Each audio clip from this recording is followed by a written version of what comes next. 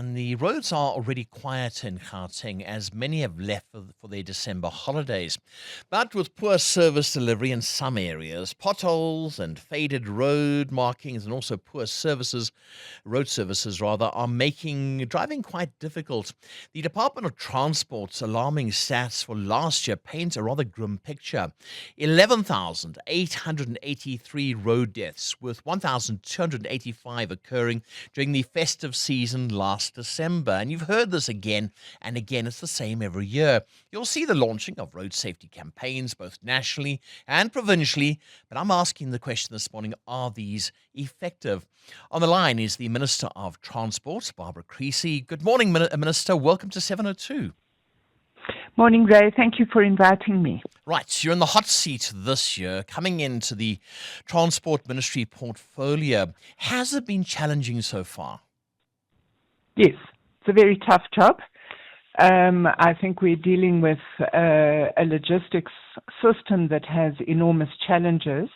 And as you pointed out in your intro, we have a road safety problem in our country, with almost 12,000 people losing their lives annually.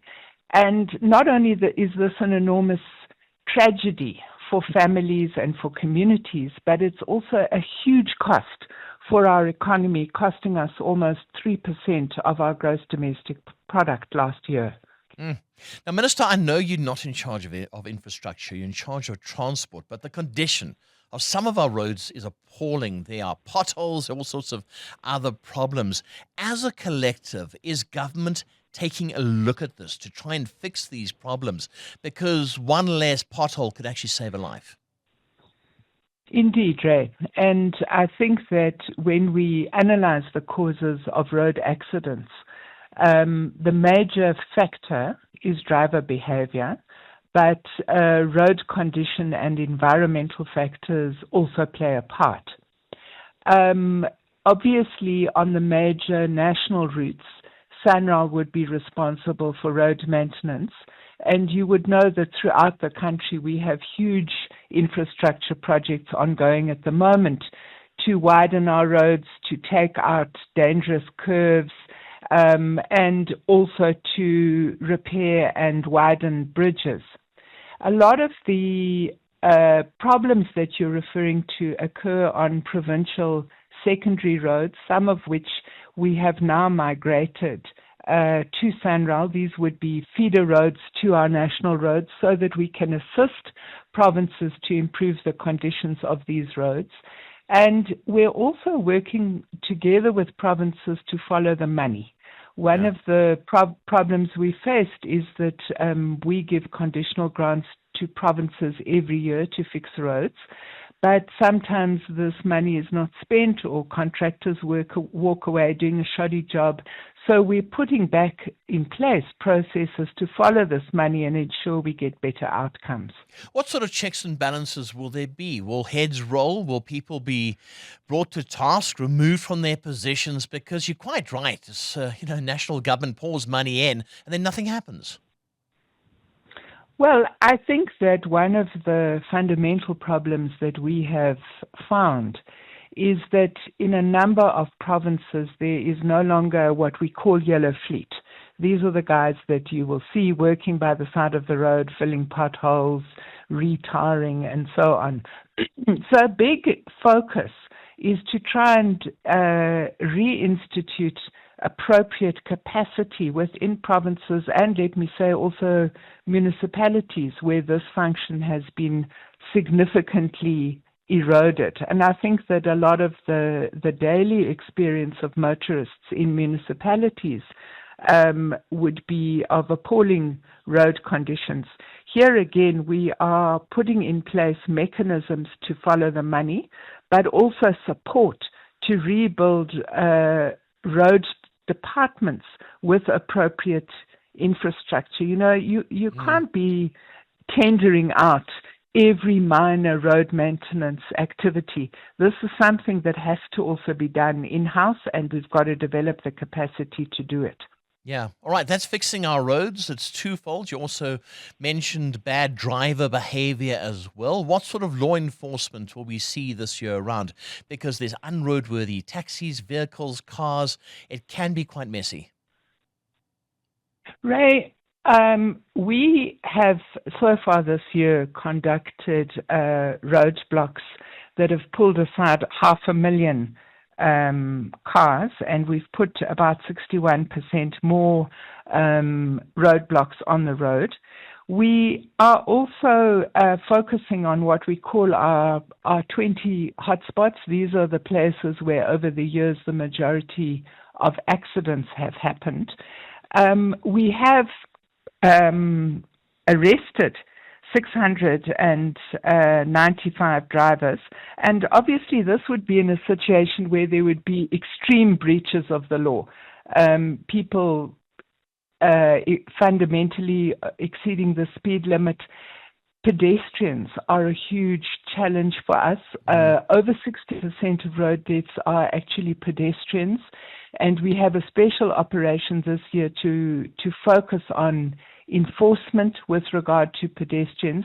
And of course, there's the terrible question of unroadworthy vehicles. I think over 2,000 unroadworthy vehicles have been removed from the road, and we've also removed public transport vehicles that are not licensed, as well as, of course, drivers of public transport and private vehicles that are driving without licenses. Minister, what happened with the taxi recapitalization program? Because every once in a while you'll see that taxi float past you. It doesn't drive, it floats past you, and it's in a really bad condition.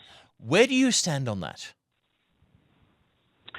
Ray, I think that what we have to do is we have to look at the economics of the situation.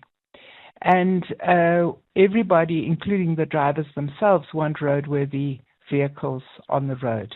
But we currently have a situation where drivers are having to pay more in loan repayments for their taxis than they are earning in a month as a taxi operator. And part of the reason for this is the risk associated with lending money to the taxi industry. We are having a look at where the pools of public money are in the government system, and we are wanting to do some work together with the banks to look at whether it's appropriate to be using this money as a scrapping allowance, or whether it would be better to use this money to de-risk the cost of the loans. Let me give you a comparison. A driver can pay 20,000 Rand a month for a loan on a vehicle that you or I would pay 5,000 Rand a month on. Gosh. And when you realize that driver's only earning about 16 and a half, you can understand why drivers drive irresponsibly, but also why you would see a situation of repossessions and a lot of unroadworthy vehicles continuing to be on the road. Yeah. Sure, that's quite something. All right, private sector. I mean, President Cyril Ramaphosa has brought the private sector to the fore very often, basically saying if we bring the private sector in, they can help fix problems that government has, because that is needed. By bringing the private sector or stakeholders on board to assist with government's efforts to promote road safety, how could this work in that the private sector comes in and they bring their money as well? Well, I think that the private sector is involved in two ways in our roads, three ways. So first of all, we have toll roads in our country. Those roads are concessioned, and obviously the private sector is putting up the money to maintain those roads and to build them. The second way that the private sector can get involved, and a lot of mining houses are involved in this way, is by doing the maintenance on roads that mining trucks would be using on a regular basis. And the third way that the private sector can get involved is through helping us to promote campaigns to change driver behavior. Because what we know is that 73% of accidents in this country occur because of driver behavior. Speed, fatigue, driving unroadworthy vehicles, driving without a seatbelt on, driving with worn tires. These are the reasons that accidents occur in our country. Yeah. Minister, final question. What is your message to South Africans this festive season? My message to South Africans this festive season is to please think about your long distance travel. Try and travel during the day. It's much, much safer. Make sure that your vehicle is roadworthy. Don't drive with worn tires. Absolutely do not get behind the wheel of a car if you have had anything to drink. Please stay over if you're going to party. Use public transport or appoint a designated driver who hasn't been drinking. And remember that speed and fatigue are the big killers on the road. So rest regularly and stick to the speed limit. There we go. Thank you so much for joining us this morning, Minister of Transport, Barbara Greecy. Great to have you on 702. And hopefully, Minister, we'll speak to you in the new year and those figures will be way down this time around.